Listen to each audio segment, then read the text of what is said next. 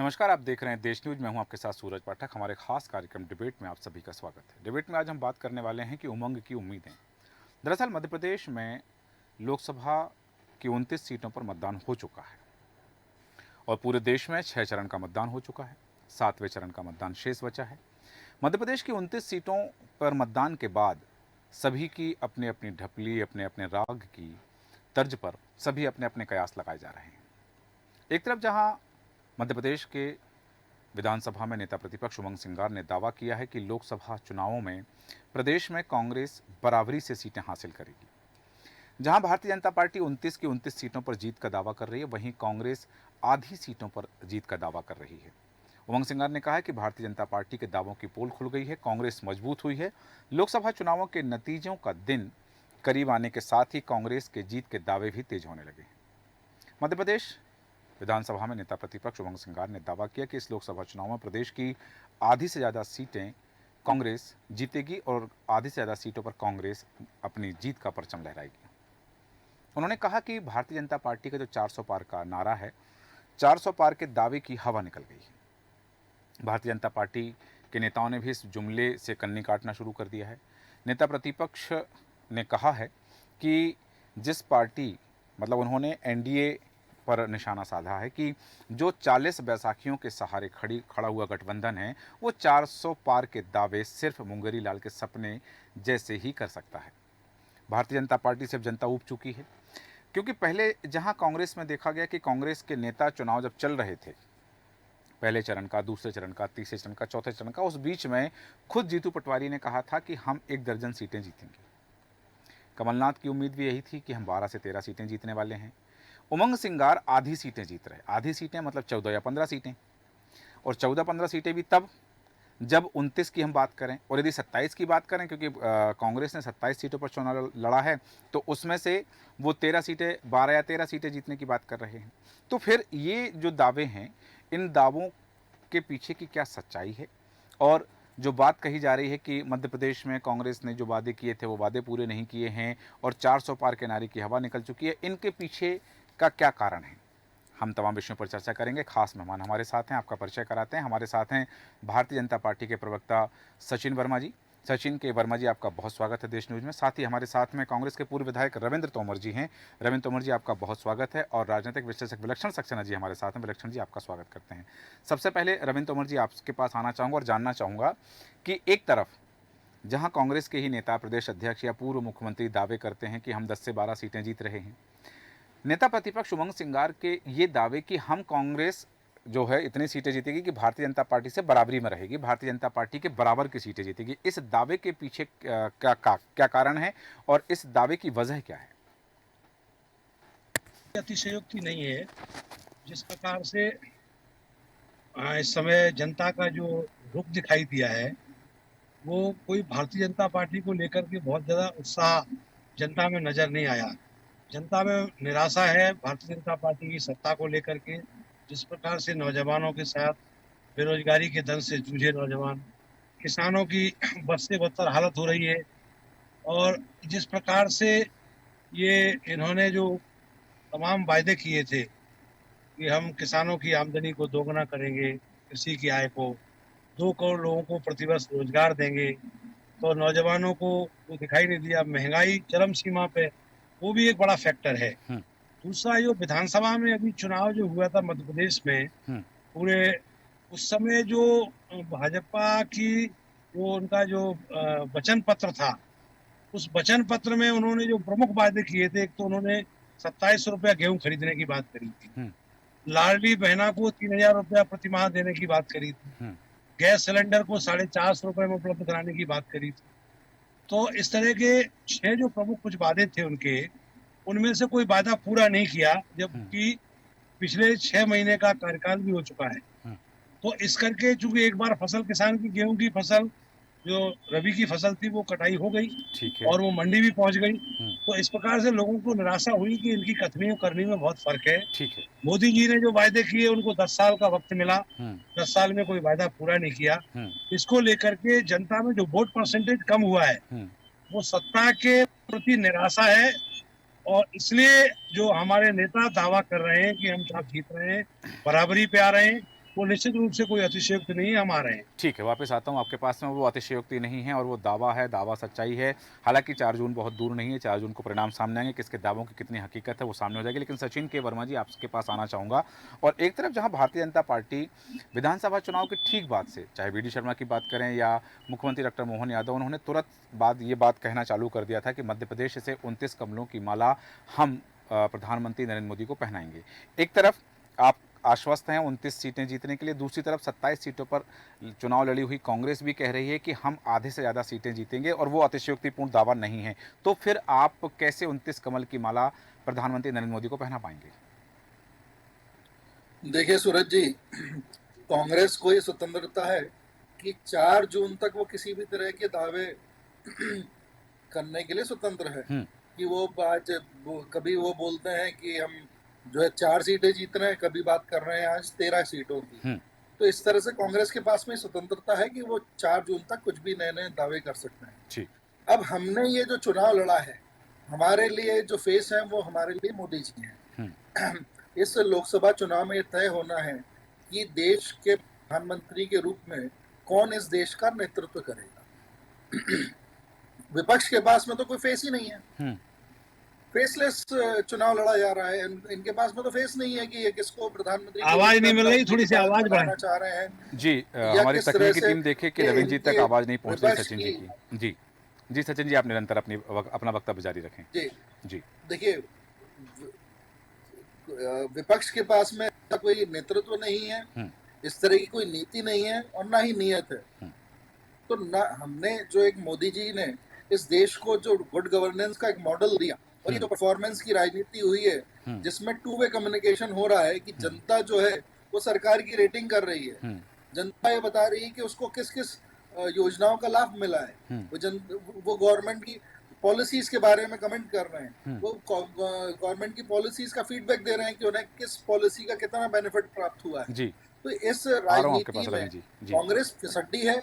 कांग्रेस के जहां भी जिस राज्य में कांग्रेस की सत्ता में है वहां पर इस तरह का कोई मॉडल नहीं है। वहां पर जो गारंटी कांग्रेस ने दी थी जनता को, उसमें धोखाधड़ी हुई है। आज तक कांग्रेस वहां पर ना तो नारी सम्मान योजना लागू कर पाई है और ना किसी तरह का कोई उन्होंने जनहितैषी योजनाओं का क्रियान्वयन किया है। वहां पर वो ये लेके आए हैं तो सर्वधर्म आधारित आरक्षण को लेके आए हैं। तो कांग्रेस जो है वो तुष्टीकरण की राजनीति कर रही है, वहीं जो भाजपा है वो संतुष्टीकरण की राजनीति में। ठीक है, एक तरफ तुष्टीकरण, एक तरफ संतुष्टीकरण है। रविंद्र जी कुछ कहना चाह रहे थे, कम शब्दों में अपनी बात रखें, फिर विलक्षण जी से जानना चाहूंगा, फिर उसके बाद विलक्षण जी के पास जाऊंगा।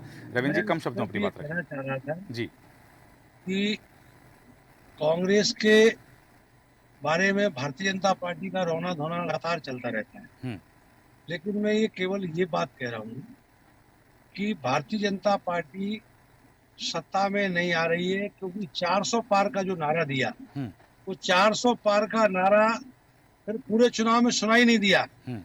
और दूसरी बात ये है कि वो 400 पार का नारा सुनते ही भारतीय जनता पार्टी का कार्यकर्ता मतलब अपने आप आश्वस्त हो गया कि अब मोदी जी 400 पार हो रहे हैं तो अपन को काम किस लिए करना। ये अभी भूल में है इस चीज के लिए।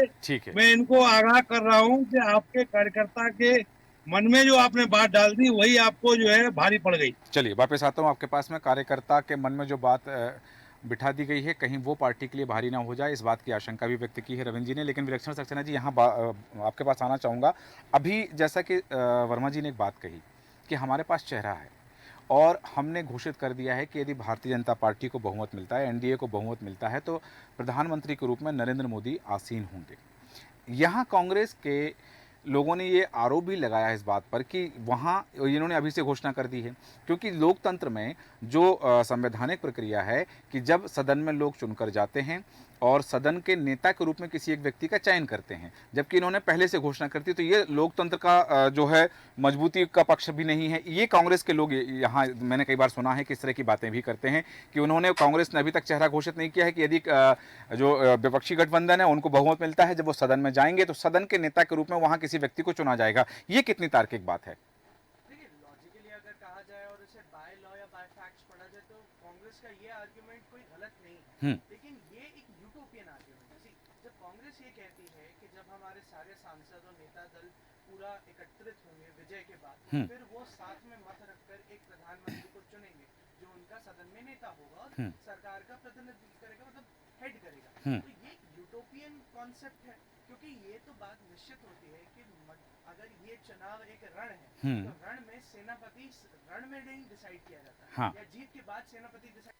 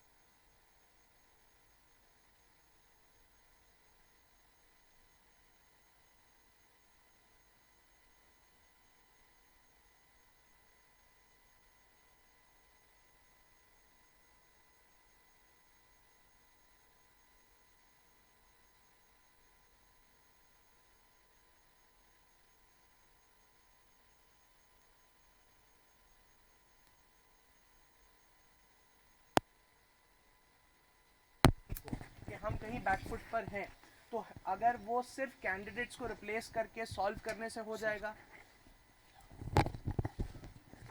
जिस तरह से अभी बात कही गई कि ये तमाम चीज़ें हैं, हाँ वहाँ पर कैंडिडेट की बात हुई, वहाँ पर इस तरह की बात सामने आई कि प्रतिनिधि चुनने की बात है, लेकिन इन तमाम चीज़ों के बीच में एक बात जरूर यहाँ सामने आ जाती है। सचिन वर्मा जी, आपसे जानना चाहूँगा, जो आरोप लगाया अभी रविंद्र जी ने कहा कि जो आपने जिस तरह से वादे किए थे विधानसभा चुनाव में, वो वादे पूरे नहीं किए हैं। गैस सिलेंडर का उन्होंने उदाहरण दिया, महंगाई की उन्होंने बात कही, किसानों की उन्होंने बात कही, लेकिन ये जो तमाम चीज़ें हैं उनका आरोप है कि भारतीय जनता पार्टी ने अपने जो वादे थे वो पूरे नहीं किए हैं। इस कारण से अब भारतीय जनता पार्टी के प्रति मतदाता का मोह कम हो गया है। देखिए सूरज जी, कांग्रेस की समस्या ये है कि कांग्रेस का में कार्यकर्ता कोई नहीं होता, सब नेता होते हैं। तो इनके प्रवक्ता ने और इनकी टीम ने भाजपा का संकल्प पत्र पढ़ा ही नहीं है।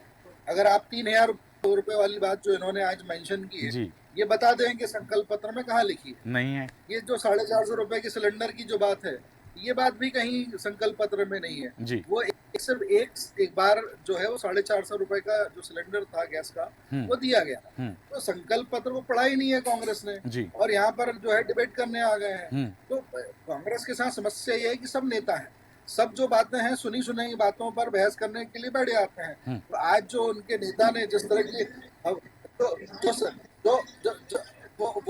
वो भी पढ़ता हूँ, वो भी उस पर भी आ रहा हूँ, उस पर भी आ रहा हूँ, उस पे भी आ रहा हूँ। 2700 और 3100 रुपए हमने जो बोला है जी। हमारा संकल्प पत्र में रविंद्र लाडली बहना को 3,000 तक देंगे। आप 450 रुपया सिलेंडर देने की बात करी और आप संकल्प पत्र की बात करिए। मैं कह रहा हूँ आप बहुत पढ़े लिखे, बहुत विद्वान हैं। मैं पूछ रहा हूँ आप बड़े विद्वान हैं तो बताइए गेहूँ खरीदने के लिए कितना रुपया संकल्प पत्र में लिखा है? गेहूँ किसान का गेहूँ खरीदने के लिए कितना रेट लिखा है उसमें? गेहूँ खरीदने की क्या लिखा है संकल्प पत्र में? वो हमारे नहीं आपने पढ़ा तो बताओ ना। संकल्प पत्र में क्या लिखा है?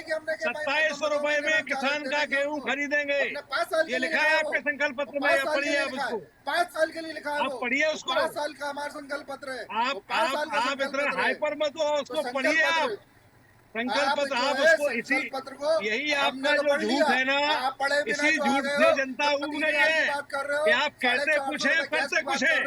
यही आपके झूठ जो जनता ने पकड़ लिया है कि भारतीय जनता पार्टी झूठ बोलती है, बार बार बोलती है और झूठ को सच में साबित करना चाहते हैं। केवल आपने जनता को छलने का काम किया है, इसीलिए जनता आपको सत्ता से बाहर कर रही है। जो कार्यकर्ता है वो सत्ता से बाहर इसीलिए कर रही है कि आप झूठ को सच साबित करना चाहते। घूमते हुए बहस आपने करने के लिए किसानों की आमदनी ठीक है दोगुनी रविंद्र जी, करने का रविंद्र जी वादा उनकी किसने बात किया पूरी हो था? जाए वर्मा जी की, फिर वापस आपके पास आ रहा हूँ। सरकार ने किसानों की आमदनी दोगुने करने का वादा किया था। ठीक है, बिल्कुल बिल्कुल किया है वो। आपके 732 किसान दिल्ली की सड़कों पे बैठे हैं, जिनकी हत्या हो गई, ठीक है। जो शहीद हो गए। रविंद्र तोमर जी आपके पास आ रहा हूँ, सचिन वर्मा जी की बात पूरी हो जाए फिर आपके पास आ रहा हूँ। देश के इतिहास में एक उदाहरण नहीं है जिसमें 732 किसान दिल्ली की ठीक है। सड़कों में बैठे रहे ठीक है। और वो उनकी शहादत हो गई। ठीक है, रविंद्र तोमर जी आपके पास वापस आऊंगा। बहस नहीं करने दूंगा, मैं आपको बता रहा हूँ। नहीं, सचिन के वर्मा जी अपनी बात पूरी करें, फिर रविंद्र जी के पास जाता हूँ। बोलने नहीं दूंगा जी, अपनी बात पूरी करें आप। जी, 2003 में 3% था कृषि की विकास दर। आज वही कृषि की विकास दर जो है 19% है। आज कृषि कर्मण्य अवार्ड जो है इस प्रदेश को, मध्य प्रदेश को 6 बार लगातार मिला है। आपका कोई मॉडल आपने सेट किया है? जो आज तिलहन में आज ये प्रदेश जो है मध्य प्रदेश, ये देश में नंबर 1 पे है। आज दलहन में जो है मध्य प्रदेश देश में नंबर 1 है। 34% का जो दलहन का जो है कंट्रीब्यूशन मध्य प्रदेश करता है। हम कृषि पर पुनः बात करेंगे, हम कृषि पर पुनः बात करेंगे, लेकिन यहाँ जैविक अगर उत्पादों की बात करें 40% का कंट्रीब्यूशन है मध्य प्रदेश का। ठीक है, ठीक है, देश में सर्वश्रेष्ठ। ठीक है वर्मा जी, वापस आऊंगा आपके पास, वापस आऊंगा। रविंद्र तोमर जी, जैसा भी आपने कहा, जो बातें आपने कही, कृषि की बात अलग है, वो एक अलग मुद्दा, लेकिन अब हम बात कर रहे हैं उन संभावनाओं पर जो लोकसभा चुनाव के नतीजों को लेकर के व्यक्त की जा रही है और दावे किए जा रहे हैं, उन दावों की हम बात कर रहे हैं। लेकिन यहाँ सबसे बड़ी बात है कि आपने कहा, जिस तरह से नेता प्रतिपक्ष उमंग सिंगार कह रहे हैं कि हम आधे से ज्यादा सीटें जीतेंगे और भारतीय जनता पार्टी की बराबरी पर रहेंगे, वहां भारतीय जनता पार्टी जो दावा कर रही है 29 सीटें जीतने का, तो यहाँ 27 सीटें तो कुल हैं कांग्रेस के पास जहां चुनाव लड़े हुए हैं। एक यदि हम बात करें इंदौर सीट की, सारा प्रकरण, वहां का सियासी समीकरण सबके सामने है। खजुराहो सीट के सारे सियासी समीकरण सबके सामने हैं। तो जहां आप कांग्रेस अपने प्रत्याशी को मजबूती से खड़ा नहीं कर पाई है, वहां जीत के ये दावे कैसे? देखिए, इंडिया गठबंधन का 51% प्लस वोट है। ये भूल मत करिए, मैं बार बार कह रहा हूँ, मैं इसलिए नहीं, मैं अति उत्साह में बात नहीं कर रहा हूँ जी। दूसरी बात, भारतीय जनता पार्टी की डबल इंजन की सरकार 10 साल से केंद्र में सरकार है और 20 साल से राज्य में सरकार, ये 25वां टर्म शुरू हुआ है। तो इस बीच में जो जनता ने देखा, सुना, समझा और सहन कर रही जो जनता, उसको लेकर के जनता में कोई उत्साह नहीं है। हम इसलिए दावा कर रहे हैं कि हमारे नेता आदरणीय राहुल गांधी जी ने जनता के बीच में जाकर के 4000 किलोमीटर की यात्रा एक बार एक साइड से की, दूसरी साइड से की। तो मैं समझता हूं कि जो जनता में जाकर के उन्होंने एक मैसेज दिया कि हम संघर्ष किसके लिए कर रहे, जनता के लिए, किसानों के लिए, नौजवानों के लिए, महंगाई पर संघर्ष कर रहे, उन सब चीजों को देख करके। और इंडिया गठबंधन का, हमारे प्रधानमंत्री जी तो इंडिया गठबंधन को इंडिया नहीं कहते हैं, इंडी, मतलब अति, यानी एक अति हो गई, मतलब तानाशाही की अति हो गई कि आप इंडिया को इंडिया ने कहते थे, इंडी कह रहे हो। तो ये जनता को बुरा लगता है। हमने विधानसभा में 2.25 करोड़ वोट लिए, कितने, 1.75 और भारतीय जनता पार्टी ने 2 करोड़ वोट लिए। हम कितने 25 लाख वोट कम हुए, लेकिन 2.25 करोड़ मतदाता है हमारा। क्या उसको ये बुरा नहीं लगता? जिस प्रकार से तानाशाही पूर्वक हमारे नेता इतने बड़े संवैधानिक पद पर बैठे थे, आप इंडिया को इंडी कह रहे हो, इंडी, उसका मतलब क्या है आपके गठबंधन? मतलब इंडिया कहने में भी कष्ट है आपको, यानी। और वैसे आप देशभक्ति की बात कर रहे हो, वैसे आप राष्ट्रभक्ति की बात कर रहे हो, लेकिन इंडिया को इंडी इंडी ठीक है। लेकिन ये बताओ ना, रविंद्र तोमर जी, यहाँ एक संशय है मेरा। रविंद्र सिंह तोमर जी, मेरा एक संशय है, कृपया दूर कर दीजिएगा। आप गठबंधन की बात कर रहे हैं, यहाँ ममता बनर्जी के प्रत्याशी आपके प्रत्याशी के विरोध में हैं। पंजाब में आम आदमी पार्टी के साथ आप चुनाव नहीं लड़ रहे हैं, दिल्ली में आम आदमी पार्टी के साथ चुनाव नहीं लड़ रहे हैं, उत्तर प्रदेश में कई जगह स्थिति बनी कि सपा के कारण सीटें छोड़नी पड़ी हैं। तो ये जो गठबंधन है, मेरी इसको उत्तर दीजिए। दूसरा, जो बात सचिन वर्मा जी ने जो बात कही थी कि उनका प्रत्याशी तो है, यदि आपके विपक्षी गठबंधन को मत मिलता है, मतदाता आशीर्वाद देता है, तो प्रधानमंत्री कौन होगा? देखिए हमारे यहाँ प्रधानमंत्री, अभी आपने थोड़ी देर पहले एक बहुत अच्छी बात कही थी जी। कि सदन में नेता तय होगा। हम्म। भारतीय जनता पार्टी की तरह पहले से नहीं है हम्म। कि चुनाव हुआ नहीं, रिजल्ट आया नहीं और सदन का नेता पहले तय हो गया। ठीक है। लेकिन हमारे यहाँ लोकतांत्रिक तरीके से काम होता है। इंडिया गठबंधन की जब रिजल्ट आएगा इसके बाद नेता तय होगा, सदन में जो नेता तय होगा वो प्रधानमंत्री होगा। ठीक है।